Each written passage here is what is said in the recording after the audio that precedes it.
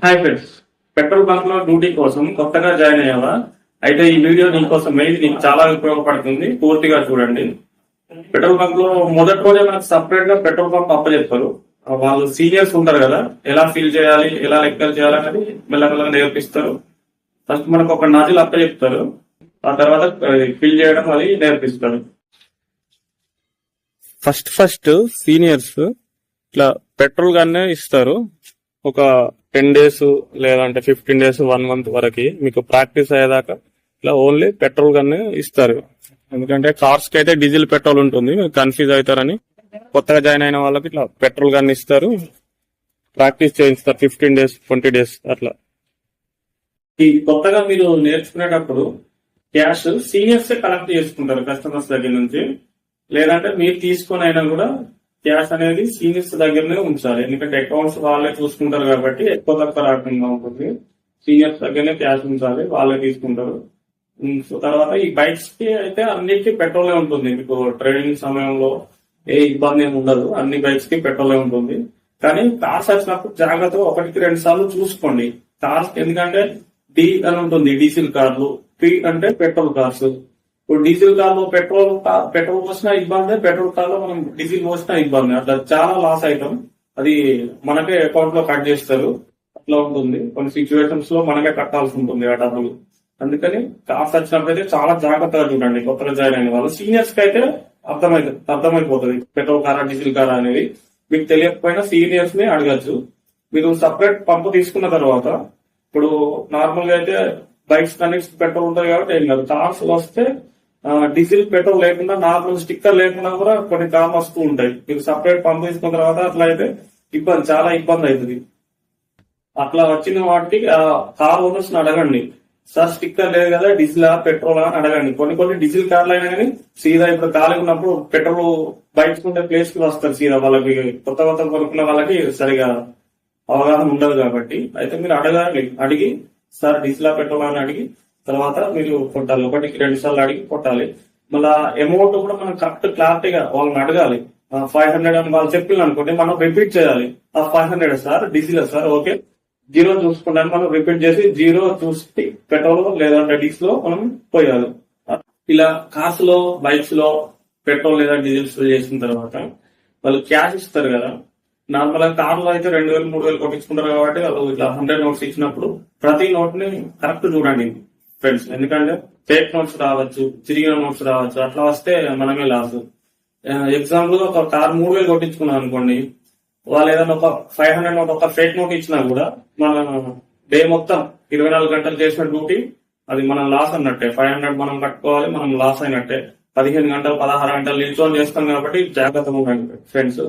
మనకు వాళ్ళు phone pay చేసినా కూడా మీరు ఒకసారి క్లారిటీగా పేమెంట్ చెక్ చేసుకోండి. చెక్ చేసుకున్న తర్వాతనే సార్ ఓకే పేమెంట్ వచ్చింది వెళ్ళొచ్చు అని చెప్పండి. ఎందుకంటే మనం చేసేదే 24 hours 15 గంటలు 16 గంటలు నిలబడాలి కాబట్టి ఒక్క 500 లాస్ అయినా కూడా మొత్తం డే మొత్తం వేస్ట్ అయిపోతుంది. కాబట్టి ఇది జాగ్రత్తగా చూసుకోండి.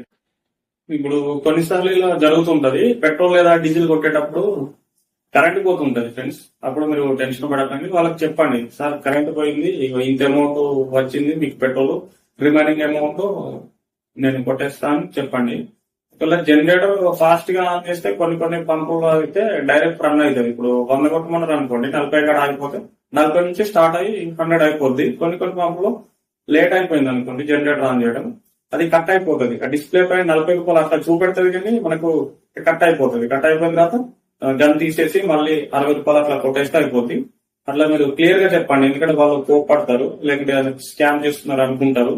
అందుకని టెన్షన్ పడకుండా క్లియర్ గా చెప్తే అది ఏం ప్రాబ్లం ఉండదు. టెస్టింగ్ చేసినప్పుడు కూడా ఒకసారి చూసుకోండి, గమనించుకోండి. ఎందుకంటే స్వైపింగ్ సక్సెస్ కాకపోయినా ఒక్కొక్కసారి ప్రింట్ అనేది వస్తుంది. అది ఎందుకు వస్తుంది అంటే డిక్లైన్డ్ అమౌంట్, అబౌటెడ్ అమౌంట్ అని అట్లా ప్రింట్ వస్తాయి. ప్రింట్ వచ్చింది కదా అయిపోయి ఉంటుంది అంటే కార్కి అయితే 2000-3000 లాస్ అవుతుంది ఫ్రెండ్స్. సో జాగ్రత్తగా స్వైపింగ్ పేమెంట్ ట్రాన్సాక్షన్ సక్సెస్ఫుల్ అయిన ప్రింట్ పైన చూడండి అయిందా లేదా అని. ఇది కూడా క్లారిటీగా చూసుకోవాలి. సో కొన్ని సందర్భాల్లో డీజిల్ కార్లు పెట్రోల్ పంప్ దగ్గరికి వస్తూ ఉంటాయి, పెట్రోల్ నాజిల్ దగ్గరికి. పెట్రోల్ కార్లు కూడా డీజిల్ నాజిల్ దగ్గరికి వెళ్తూ ఉంటాయి. వచ్చింది కదా కొత్తగా జాయిన్ వాళ్ళు కొంచెం గమనించుకోండి. వచ్చింది కదా పెట్రోల్ కదా అనుకుని అది బోర్డు చూడకుండా డి లేదా పి చూడకుండా కొట్టకండి. అది చూసి క్లారిటీగా కొట్టండి. ఎందుకంటే మనప్పుడు డీజిల్ అని రాసిన వెహికల్ కి మనం పెట్రోల్ కొట్టినాం అనుకోండి, వాళ్ళు పెట్రోల్ కొట్టిన డబ్బులు 2000 కొట్టిస్తే 2000 ఇవ్వకపోగా ఇప్పుడు డీజిల్ కార్ల పెట్రోల్ కొట్టినందుకు అది రిపేర్ అవుతుంది కదా, దాని ఖర్చు కూడా మనమే భరించుకోవాల్సి వస్తుంది. సో చాలా జాగ్రత్తగా ఉండండి ఫ్రెండ్స్ కొత్తగా వచ్చిన వాళ్ళు. లేదంటే సీనియర్స్ ని అడగండి సార్ ఈ పెట్రోల్ కారా డీజిల్ కారా అని తెలుసుకొని అడిగి కొంచెం జాగ్రత్తగా కొట్టండి. కస్టమర్స్ ఎంత అమౌంట్ చెప్తారో, ఇప్పుడు ఎగ్జాంపుల్ గా 500 చెప్పారనుకోండి, మీకు 1500 అయినా పడ్డది అనుకోండి, 1500 కొట్టేస్తే వాళ్ళు డబ్బులు ఇవ్వరు. ఇప్పుడు నార్మల్ గా అయితే 500 చెప్పాను కదా నేను, మీరు 1500 మీరు కొట్టారు కదా, నేను డబ్బులు ఇవ్వాలని అలా వెళ్ళిపోతారు, గొడవలు అయితే. అందుకని మనకు ఇప్పుడు వాళ్ళు 500 అని చెప్తే మీరు రిపీట్ చేయండి, సార్ 500 కదా డీజిల్ కదా, ఇది జీరో చూసుకోండి అని చెప్పి అలా చెప్తే మనకి తర్వాత ఏం తప్పు ఉండదు. ఎవరైనా ఇబ్బంది పెడితే సీనియర్స్ చెప్పండి.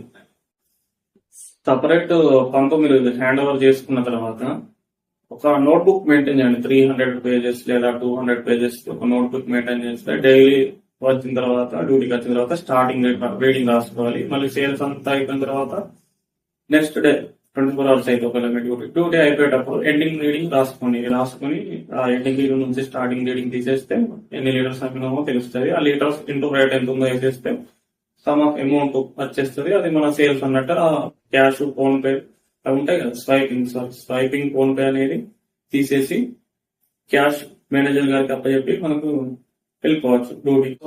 సపరేట్ పంపు తీసుకున్న తర్వాత క్యాష్ లో ఫోన్ పేలో ఏమైనా తేడా వస్తే డబ్బు తక్కువ వస్తుంది, మనం కట్టుకోవాల్సిందే, లేదంటే మన శాలరీలో కట్ చేస్తారు. జాగ్రత్తగా యూజ్ చేసుకోండి. ఫేక్ నోట్స్ వచ్చినా చిరిగిన నోట్స్ వచ్చినా అవి మనకే సంబంధం, మన జీతంలోనే కట్ చేస్తారు, మనమే కలపాలి అకౌంట్స్ లో. సో స్టార్ట్ రాకుండా టెన్షన్ పడకుండా, వెహికల్స్ ఎక్కువ వచ్చినప్పుడు టెన్షన్ పడకుండా జాగ్రత్తగా చూసి డ్యూటీ చేసుకోండి. కొత్తలో కష్టంగా ఉంటుంది, 1 month 2 months అట్లా అలవాటు అయితే ఈజీ అయిపోతుంది, మీకు లెక్కలు అవన్నీ తెలుస్తాయి కాబట్టి ఈజీ అవుతుంది. సో నా తరఫున ఒకటి చెప్తున్నా ఫ్రెండ్స్, కొత్త వాళ్ళైనా పాత వాళ్ళైనా జాగ్రత్తగా డ్యూటీ చేసుకోండి. టైం కి తినండి ఫ్రెండ్స్, ఇది చాలా ఇంపార్టెంట్. చూద్దాం తర్వాత తినాలంటే అది హెల్త్ ఫ్యూచర్ లో ఖరాబ్ అవుతుంది కాబట్టి సో టైం కి తినండి, కరెక్ట్ గా తినండి ఫ్రెండ్స్. Thank you. సో కొన్ని పెట్రోల్ బంక్స్ లో ఫుడ్ వాళ్ళే ప్రొవైడ్ చేస్తారు, లేదంటే గ్యాస్ లేదా రైస్ కుక్కర్ అట్లా వాళ్ళే ప్రొవైడ్ చేస్తారు. యూనిఫామ్ ప్రతి బంక్ లో యూనిఫామ్ మనకు వాళ్ళే ఇస్తారు, ఐడెంటిటీ కార్డు ఇస్తారు, ప్లస్ క్యాప్ ఇస్తారు, షూస్ ఇస్తారు. కొన్ని బంకులు అయితే ఈఎస్ఐ పిఎఫ్ ఇన్సూరెన్స్ కూడా ఉంటుంది. మనకు మన బైక్స్ కానీ మన వెహికల్స్ కానీ కార్ ఉంటే కార్ కానీ పెట్రోల్ ఫ్రీ ఏమి ఉండదు, మనం డబ్బులు ఇచ్చి కొట్టించుకోవాల్సిందే.